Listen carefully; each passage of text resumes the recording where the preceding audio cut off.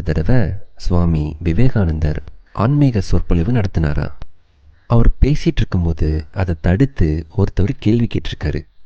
என்னன்னா, ஐயா நீங்கள் இவ்வளோ சொல்கிறீங்க, சரி நம்ம கோவிலுக்கு போய் தான் ஆண்டவனை அடைய முடியுமா? ஏன் அங்கே போகாமலே ஆண்டவனை நம்ம அடைய முடியாதா அப்படின்னு கேட்டிருக்காரு. அதுக்கு விவேகானந்தர் சொன்னாரா, ஐயா கொஞ்சம் தண்ணீர் கிடைக்குமா அப்படின்னு கேட்டிருக்காரு. அதுக்கு அவர் ஓடி போய் ஒரு செம்பில் கொஞ்சம் தண்ணி எடுத்து வந்து கொடுத்துருக்காரு. விவேகானந்தர் அவர்கிட்ட கேட்டிருக்காரு, நான் தண்ணீர் தானே கேட்டேன், எதுக்காக செம்பு கொண்டு வந்தீங்க அப்படின்னு கேட்டிருக்காரு.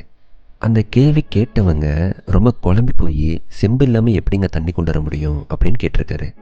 சுவாமி விவேகானந்தர் சொல்லியிருக்காரு, ஆம் சகோதரரே, நமக்கு தண்ணி வேணும்னா அதை எடுத்துகிட்டு வர்றதுக்கு எப்படி ஒரு செம்பு தேவையோ அதே மாதிரி ஆண்டவனை உணர்ந்து மகிழ ஒரு இடம் வேணும், அதுக்கு தான் நம்ம ஆலயத்துக்கு செல்றோம்னு சொல்லியிருக்காரு.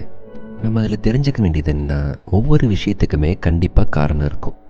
அந்த காரணங்கள் தெரியாமல் நம்ம யாரையுமே மனசு கஷ்டப்படுற மாதிரி பேசிடக்கூடாது. எடுத்துக்காட்டா, ஒரு மதத்தவர் அவங்க கடவுளை பற்றி பேசினா மற்ற மதத்தவர் என்ன பண்ணுவாங்க, அதை கேலி செய்வாங்க. இந்த மாதிரி பண்ணுறப்போ அடுத்தவங்க மனசு கஷ்டப்படும். இப்படி நடந்துக்கிறதுமே ஒரு விதமான பாவ செயல்னு எல்லா மதத்துலேயுமே சொல்லியிருக்காங்க. இன்னொரு அருமையான பதிவோட அடுத்தவங்களை சந்திக்கிறேன். நன்றி.